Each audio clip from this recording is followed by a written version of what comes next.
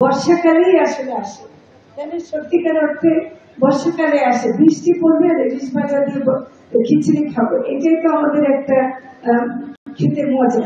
তো সেই জিনিসটা আমরা যারা করতে পারি, এটা আপনারা অবশ্যই সহায়তা করবেন। আমি যেটা, আমরা যেমন কোস্টগার্ড বা নৌবাহিনী, নৌ পুলিশ, আমরা ওদেরকে যখন পোশাক পরা অবস্থায় যখন অভিযানে দেখি, মনে হয় ওরা আমাদেরকে শাস্তি দিতে আসছে। আসলে কি ওরা শাস্তি দিতে আসছে? ওরা মোটেও শাস্তি দিতে আসলে, ওরা আপনাদেরই সহায়তা করতে আসতেছে।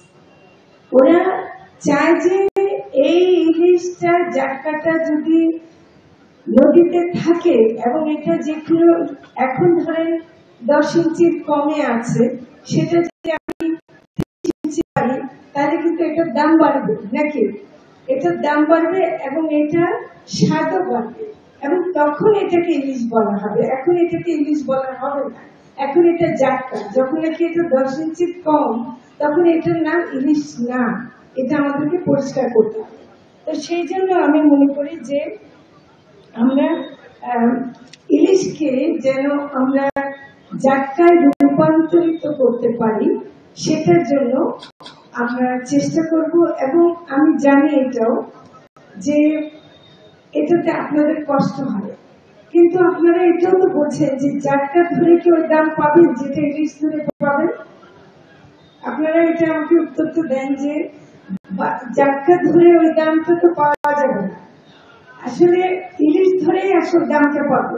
তাই আমি যদি ইলিশ ধরে দামটা পাই, পর্যন্ত যে সাইজটা হওয়া উচিত, যে পরিমাণ বড় হওয়া উচিত, সেটা আমাকে করতে দিতেই হবে।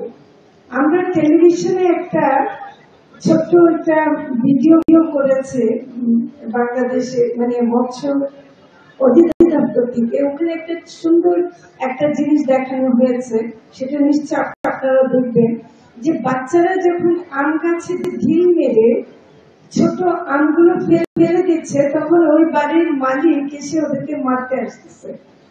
কিন্তু যখন নাকি ওদেরকে বলা হলো যে আপনি এই ছোট আমটা ফেলে দিচ্ছে বলে বাচ্চাদেরকে মারতেছেন, অথচ আপনি জাটকা আমাদেরকে মারতে বলে আপনি বড় ইলিশ হতে দিচ্ছেন না, তাহলে আপনি পাকা আম খেতে চাচ্ছেন, ছোট কাঁচা আম, টক আম খেয়ে আপনি সন্তুষ্ট হতে পারছেন না। ঠিক তেমনি জাটকাও যদি ইলিশ হতে না পারে, তাহলে সেটা পাকা আম খাওয়া হবে না। তো কাজে এটা কিন্তু আমাদেরকে মনে রাখতে হবে। আমি যেটা আমি এখানে যেহেতু আমাদের প্রশাসনের সবাই আছেন, আমি একটা কথা বলতে চাই।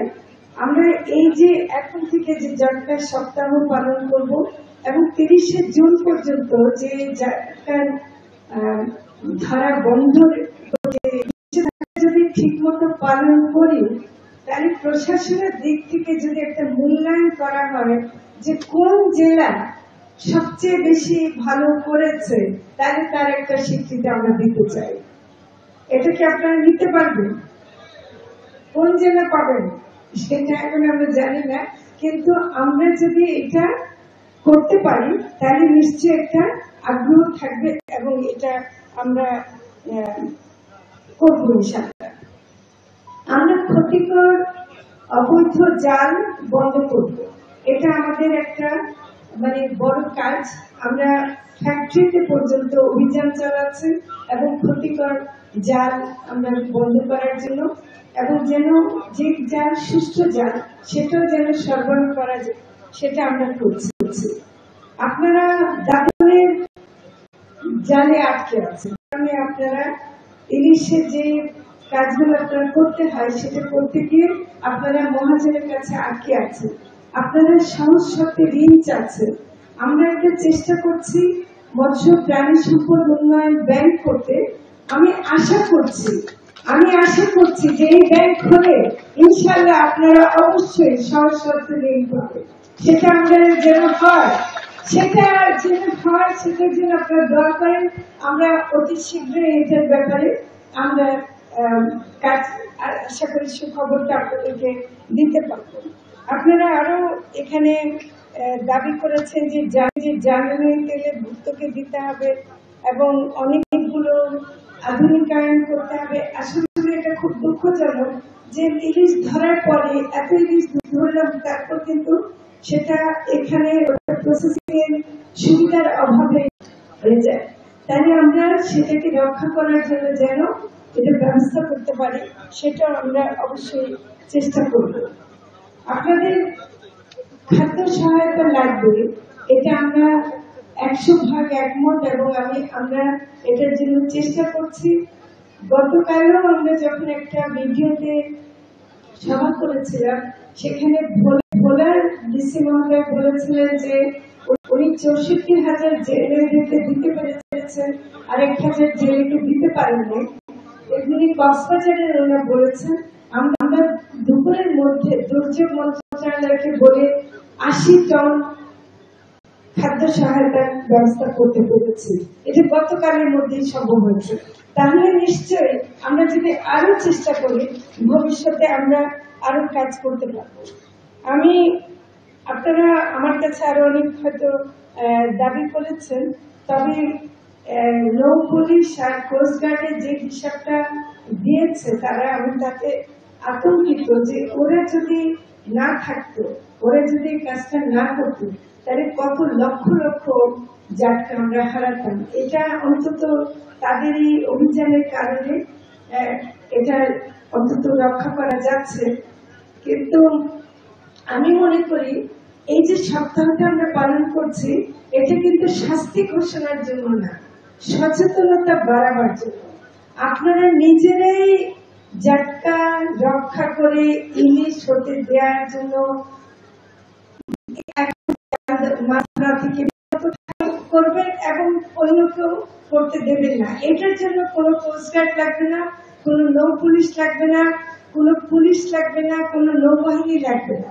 আপনারা নিজেরাই নিজেদের মধ্যে এটা করতে পারবেন এবং সেটা আমি বিশ্বাস করি যে আপনারা করবেন। এবং আমি শেষ করব এটা বলে যে আমরা যদি আজকে একটা শপথ নেই যে আগামীতে যখন নাকি জাটকা ইলিশ হবার সময় হবে, তখন জালে যেন ইলিশ ভরে ভরে ওঠে, সেটা শিরোনাম হয়। মিডিয়ার প্রতি আমার অনুরোধ, আপনারা ওই উৎসাহ দেওয়ার জন্য সে সময় এগুলো তুলে ধরবেন, সফলতার কথা তুলে ধরবেন। এবং আমার বিশ্বাস এবার আমরা ইলিশের উৎপাদন বাড়াতে সক্ষম হব এবং সেটার দাবিদার হবেন আমাদের মৎস্যজীবী ভাই বোনেরা। আমি এখানে মৎস্যজীবী নারীদের কম সংখ্যা দেখছি এবং নারীদের নিবন্ধিত নারী কম দেখছি। আমি অনুরোধ করব যে নারীদের সংখ্যা এবং তারা বাড়ালে তারা নিশ্চয় আরো বেশি করবে। আমরা সবাই নারী পুরুষ নির্বিশেষে সবাই মিলে, মৎস্যজীবীরা সবাই মিলে আমরা এবছর ইলিশে একটা নতুন দিগন্ত উন্মোচন করব। 5,30,000 মেট্রিক টনের মতো ছিল, এবছর সেটা অবশ্যই বাড়াতে পারবো, এই আশা ব্যক্ত করে সবাইকে সালাম জানিয়ে আমার বক্তব্য শেষ করছি।